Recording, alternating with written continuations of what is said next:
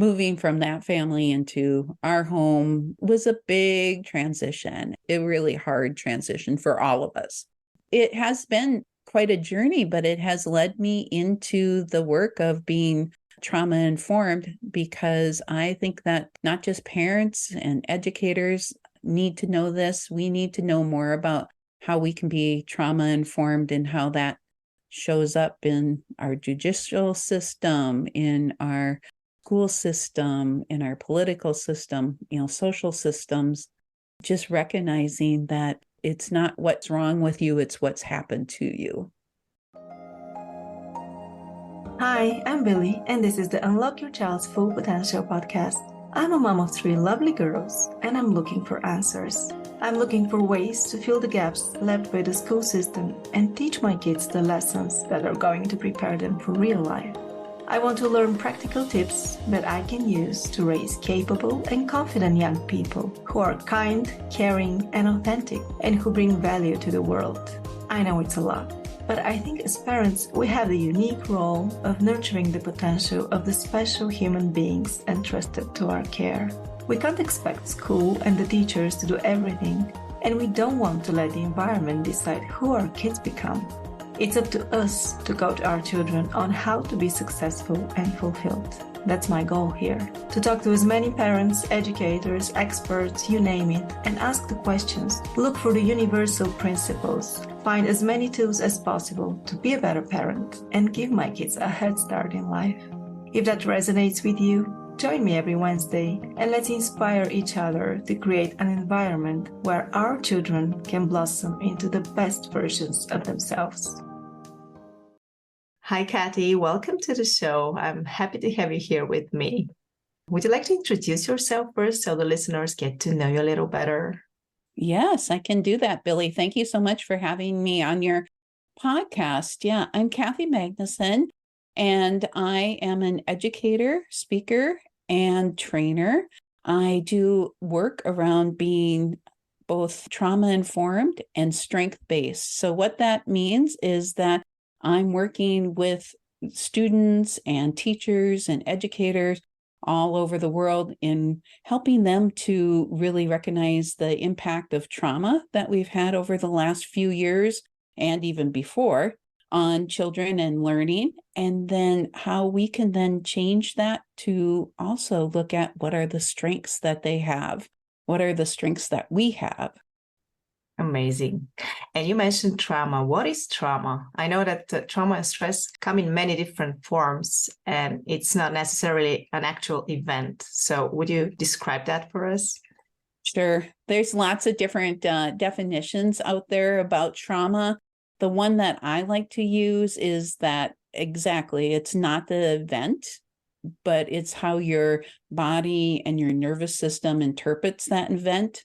And that goes right along with toxic stress. So those are those events that are within our life that happen over and over again. So if we're thinking about like childhood trauma, because that's the type of trauma that I've really delved into because of being in education and because of our children who are adopted out of foster care. So childhood trauma is like those events that are happening over and over and over again that are creating chronic stress within the body and the nervous system. So it might be parents that are being neglectful. It can be divorce. It can be bullying in a classroom or in a situation at home. It can be a lot of different things, but it's that repeat experience that causes increase in stress hormones within the brain.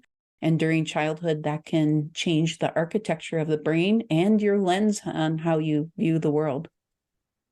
Can that stay unrecognized for the parents that their child is experiencing some type of trauma? Yeah, and sometimes, that's hard to recognize within yourself as a parent, right? To recognize what we bring to all of that too. Because, there's things called intergenerational trauma, there's historical trauma. So there's lots of things that we as parents also bring in that we may not even be aware of, or why we react in a certain way, or why something sets us off and we're like, well, where did that come from? Right? Yeah. So how do we begin to approach that? Well, awareness is always the first step, right? Even being aware that that's happening within your system, as a parent, and then being a parent of children who have been in the foster care system. So they experienced neglect and abuse and trauma at a very young age, plus even in vitro, not knowing, exactly what was happening with birth parents. So there's a lot of things there to consider that can have, a lot of different outcomes. And so just even being aware of what that might look like within you, it might be something as far as, like I said, all of a sudden things just build up in you and you find yourself yelling at your kids and you're like, whoa, where did that come from? Maybe a child says something or does something, or your inability as a parent to sometimes be flexible or compassionate to a child who's maybe screaming or yelling or, crying, right? All of those Yeah. different things can be signs of what's going on within me as an adult. Okay, awareness. And then? Awareness, right? Yes, that's the first step to even changing anything. Okay. Are there any practices like we can help a child heal from trauma or ourselves? You Oh, mentioned definitely. your children went through adverse circumstances. Were you able to help them through that process? I think yes, and it continues to come up throughout their life. Of course, they're all young adults now. So our youngest one is a sophomore in college. This is his second year, and our oldest one, he'll be 25 here at the end of the month. So, they're off doing their own things and they know that we're here and that we're stable. And I think that's the biggest thing.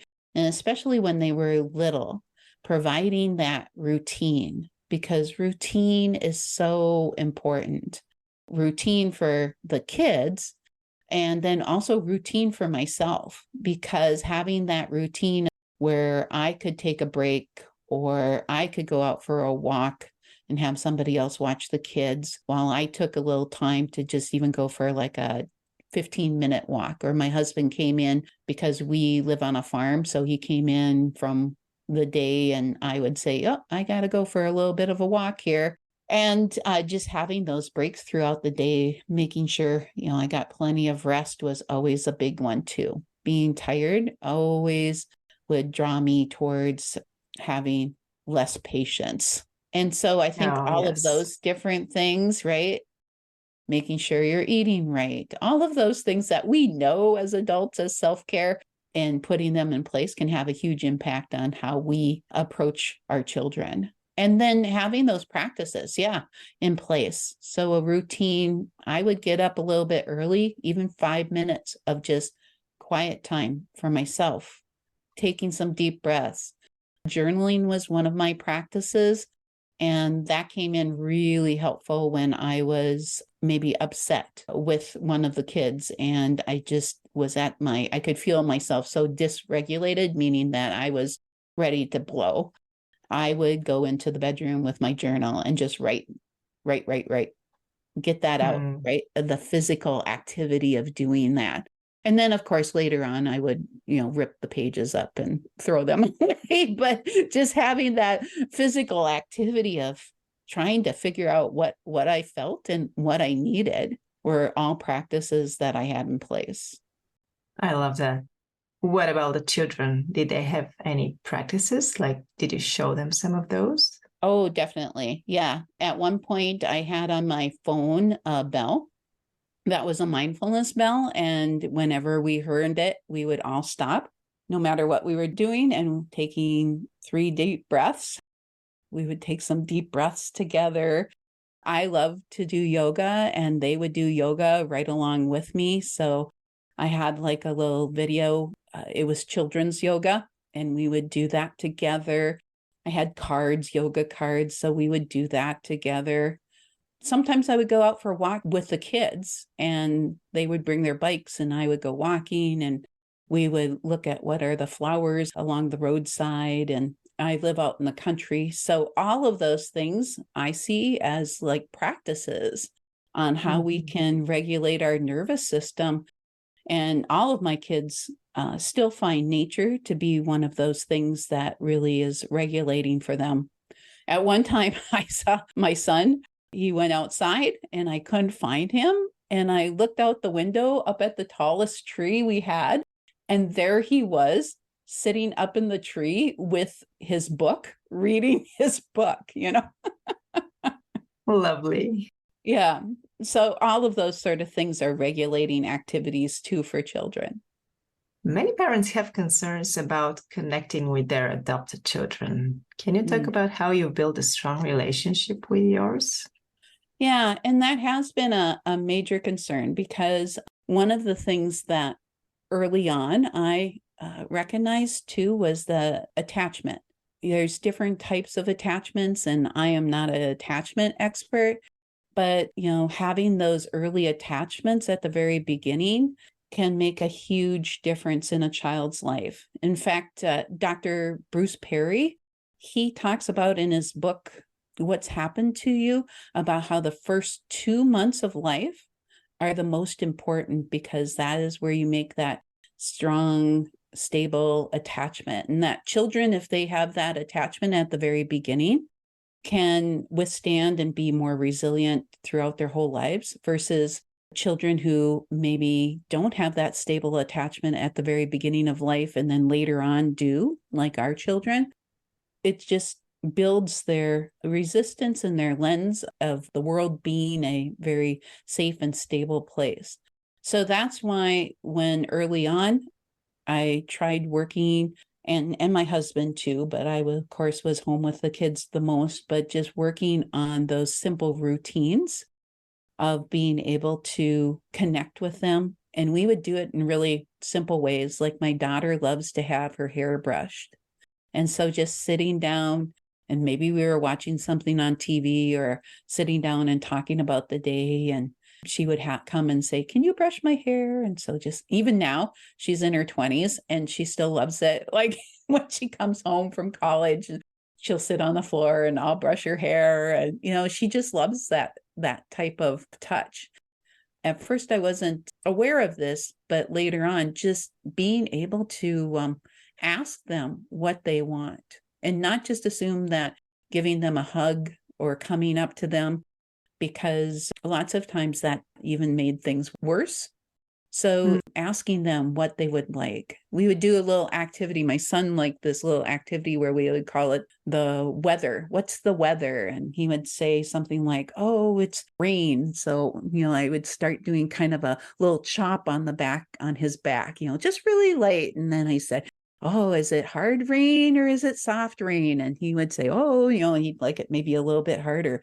"Oh, and now what's coming?" And then we would do wind, and I would rub his back, and that would be the wind, and all of those sort of things, getting them into therapy, play therapy, doing occupational therapy with them because of sensitivity issues. There's a protocol called brushing that couple of our kids really liked, which was like a soft brush, and you brushed their arms and their legs, and there was a certain protocol that went with that the occupational therapist gave us. And so all of that was to help them calm down their nervous system, because since they had all of these things happen at the very beginning of life, they had a very activated nervous system. And still today, as 20-year-olds, as a parent, you have to be more of a, what do you want to say, a coach than a teller, right? Yeah. And so finding those ways to be a coach to help them to figure out what works for them. That was a courageous decision to adopt 4 kids from the foster care. Yes. How did you decide that? Was there a particular moment or reason that led you to this path? Well, my husband and I, late in life, we didn't know if we wanted to have a family or not, and we decided we did. and things weren't working out for us biologically. So we started to look at adoption. First, we looked at foreign adoption, and then there was an event that led us to look at foster care, because there are lots of children in the US in the foster care system. Most of the children are older. We were not looking to adopt 4 all at once. We were thinking maybe 2, but Oh, you did all at once. yes, all at once. Wow, that must have been hard. Yes. I think a bit of it was that we didn't really know what we were getting ourselves into, right? I was a teacher for over 10 years and had been working with elementary students. And I don't know, my mindset was like, oh, I've been working with students for a long time. How hard can it be, right? How old were they? So when they came into our home, 2, 4, 5, and 7.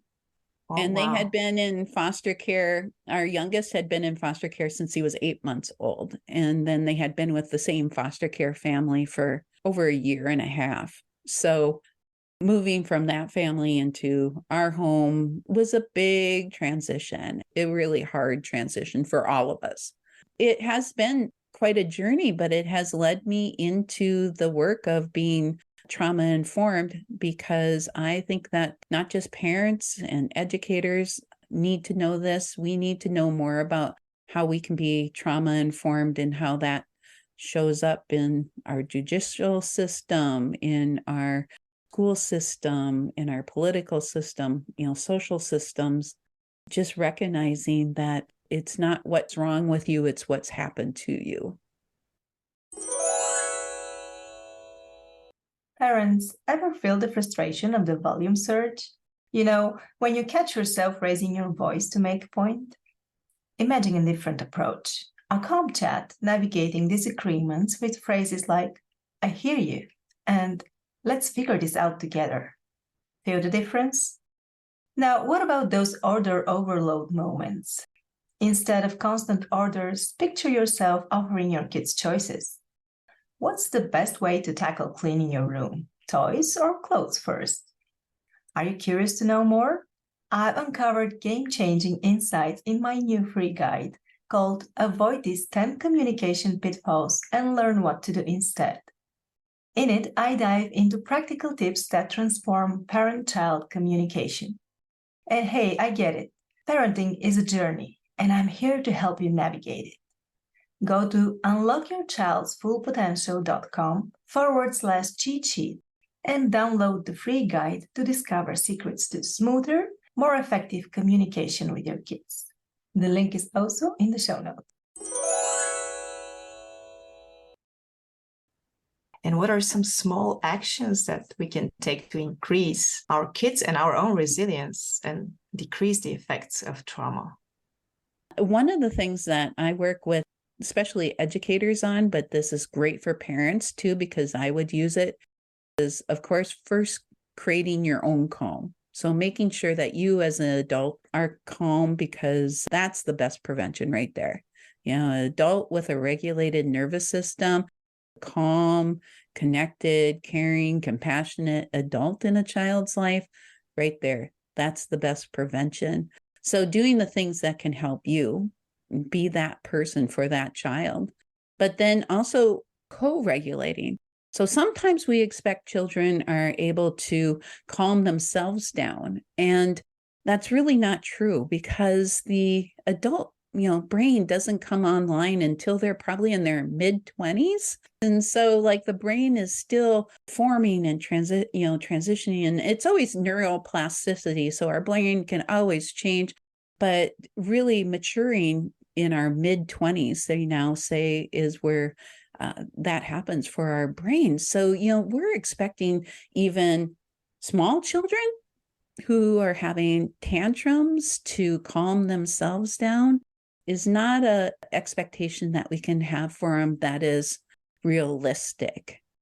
Teenagers, we think, oh, teenagers. Well, I don't know if you think back to your teenage life. My teenage life, I was all over the place, right? With my emotions. I was up, I was down. And so as a teenager too, just helping them to regulate. And so the best way to do that is just when you calm yourself down and you start talking in a calmer voice and you're slowing things down and you're, maybe helping if it's a younger child recognize, what's going on.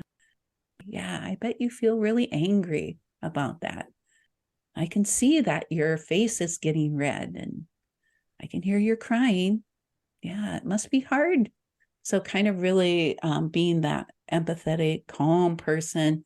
And then once you are in that place of connecting with the child, taking maybe then a step back, and then you can start, talking about what would you do differently. And that might even take quite a while, depending on the child, depending on the situation, depending on what's going on. That might just take really quite a while, but then stepping back and then talking about, when you were angry, you were throwing things and, what would you do differently next time that you're angry? And I think too, even growing up, being aware of our emotions. My family, we were not very aware of our emotions, and being angry wasn't an acceptable one. And, you had to kind of push that down or figure out ways to not show it. But I think if we can be more accepting of our children's emotions and helping them to recognize what's going on, the better that they will be and the more resilient that they will be as they get older, as adults. And maybe that's why it's so hard for us to stay calm and talk in that nice tone of voice like you did, because I find it very hard. Just regulating myself. Did it come naturally to you? Oh, heavens, no. No. This has been a lifelong journey. Okay. I started working in elementary after teaching science, high school and middle school science for 10 years. And then the opportunity came up in our elementary classrooms in the school that I was teaching to do social emotional learning part-time. And at that time, this was 18 years ago. It wasn't called social emotional learning. We called it conflict resolution skills. And luckily, I was friends with our school social worker. She's the one who said, I think this would be good for you. I think this would be great. You'd be great at it. And she was asking me to go into classrooms and to teach children about feelings. And I'm like, wow, I don't even know what I'm feeling. How can I teach children what I'm feeling? And recognizing those sensations in your body, that your face gets red. And so, your heart's beating faster, all of those different things that come up as you're feeling a certain feeling. And so that was a big growing point for myself. I had to do that for myself before I could teach it. And then the next step was, well, you need to teach kids how to say I messages. So telling, people how they feel. I feel angry when you take my toy away. I'm like, what? What's an I message? I have no idea what you're talking about because none of this had I learned. And I tell the kids, I'm still in the classrooms one day a week, kindergarten through sixth grade in the school that I work with. And I tell them that they're lucky they're learning these skills when they're that age, instead of waiting until you're in your mid to late 30s to learn these skills. So yeah, it has been a journey that I have been right along with my teaching and with the children in my life, learning right along with them. You mentioned it's very important to co-regulate during the teenage years. So how was your experience?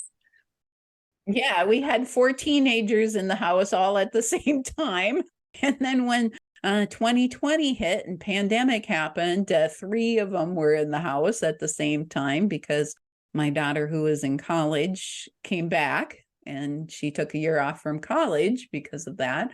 It was challenging, to say the least. A lot of different things going on, a lot of things in our lives. So what I'm finding out as I get older is that my mental health is just as important as my children's mental health.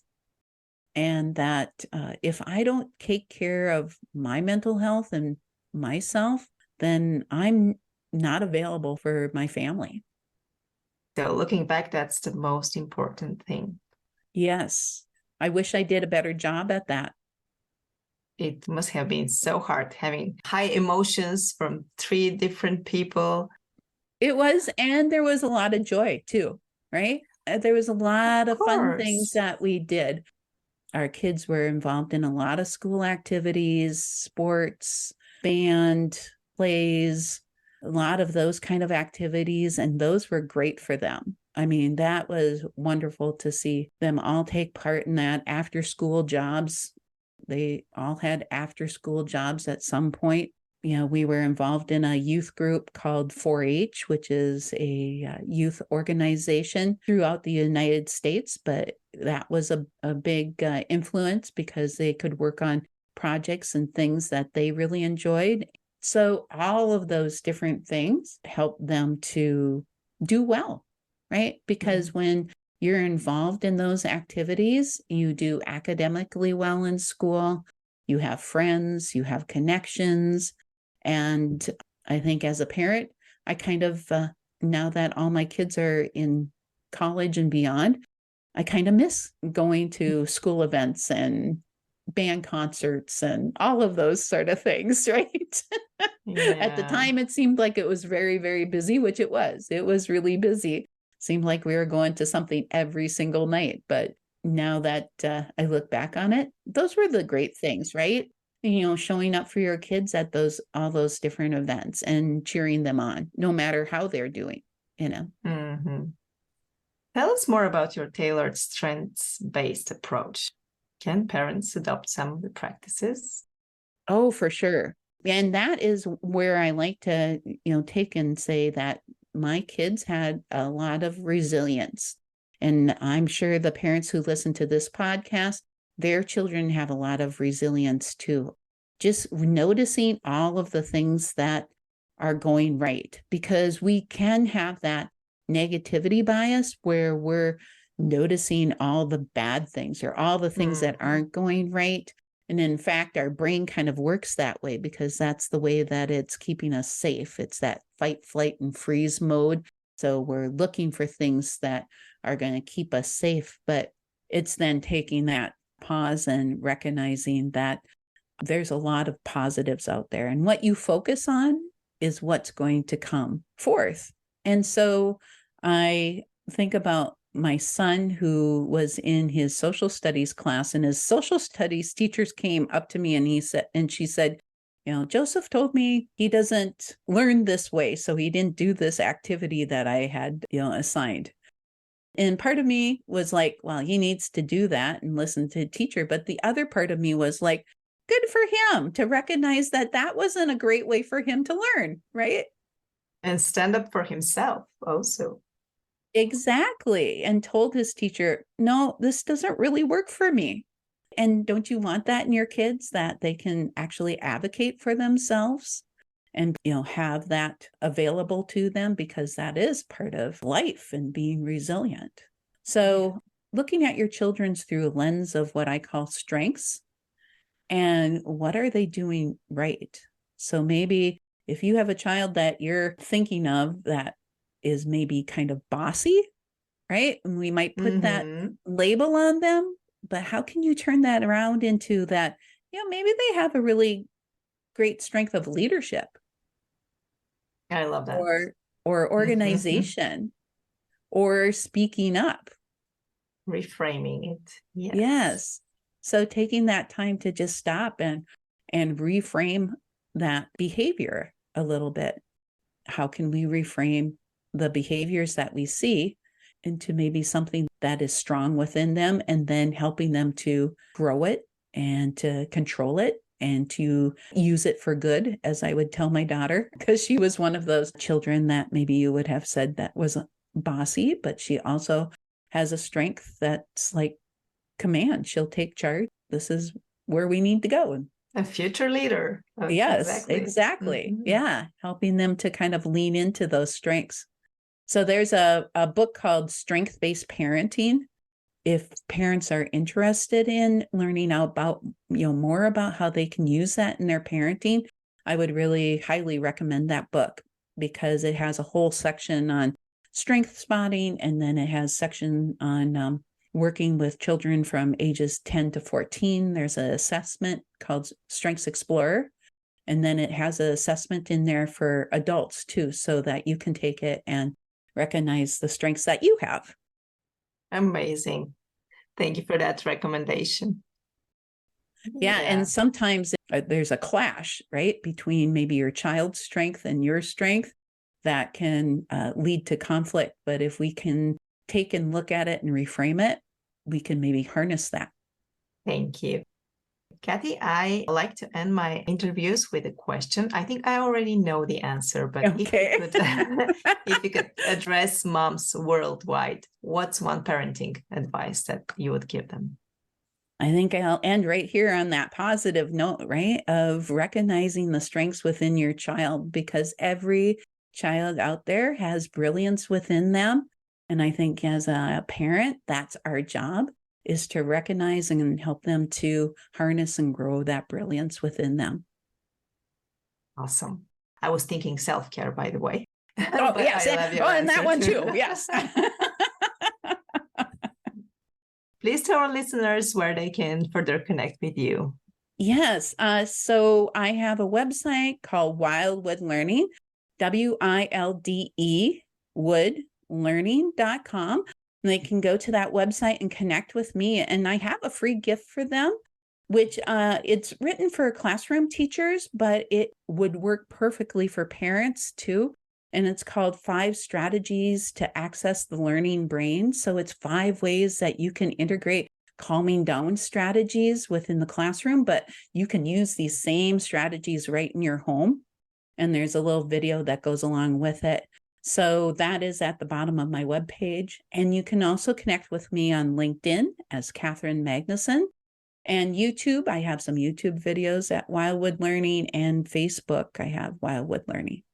Awesome. I'll add them to the show notes. That'd be great. Thank you so much for listening and letting me be a part of your day. If you enjoyed this episode or the show in general, please share it with a friend and help me reach more moms around the world. Also, if you find some value in this podcast and would like to help support it, please visit my Ko-fi page. The link is in the show notes. Any contribution is much appreciated. And lastly, don't forget to subscribe so you get notified when a new episode drops. I'll see you next week.